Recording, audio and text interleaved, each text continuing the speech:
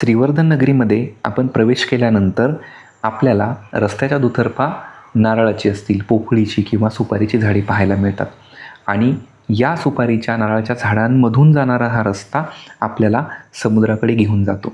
या समुद्राकडे जात असतानाच गावाच्या मध्यस्थ ठिकाणी एक महत्त्वाचं ऐतिहासिक ठिकाण वसलेलं आहे आणि हे ठिकाण म्हणजेच पेशवे यांचं स्मारक होय. तर पेशवे वंश परंपरेचे सुरुवातीचे महत्त्वाचे असणारे बाळाजी विश्वनाथ यांचं स्मारक. अरबी समुद्रावरून सूर्य अस्ताला जातो आणि या अस्ताला जाणाऱ्या सूर्याकडे आपण पाहतो ही पश्चिम दिशा आहे आणि इथं आपल्याला पेशवे यांच्या स्मारकाचं ठिकाण आणि श्रीवर्धन म्हणजेच बाळाजी विश्वनाथ यांचं जन्मगाव होय.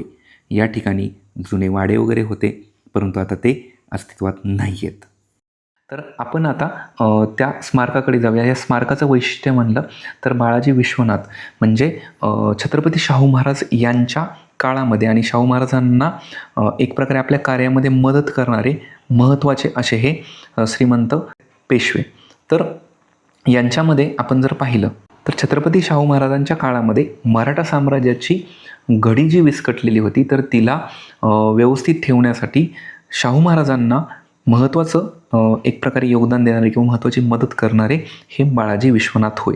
मग बाळाजी विश्वनाथ यांच्यानंतर मग थोरले बाजीराव म्हणजेच पहिले बाजीराव आपल्याला पाहायला मिळतात. त्यांच्याबद्दलचा आपण बाजीराव मस्तानी हा चित्रपट पण पाहिलेला आहे.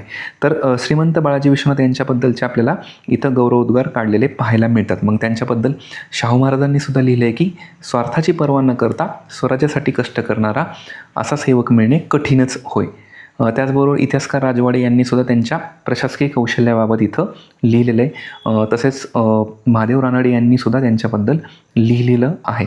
तर असा हा त्यांचा स्मारकाचा भाग, त्यांचा इथे पुतळा आहे आणि ही जी जागा आहे तर सध्या अंडर कन्स्ट्रक्शन आहे, म्हणजे इथं एक महत्त्वाचं काम चालू आहे आणि हे लवकरच पूर्ण होऊन आपल्याला हे एक स्मारकाचा जीर्णोद्धार झालेला पाहायला मिळेल. तर श्रीवर्धनमध्ये हे पाहण्याजोगे ठिकाण आहे, आपण जरूर पाहावे.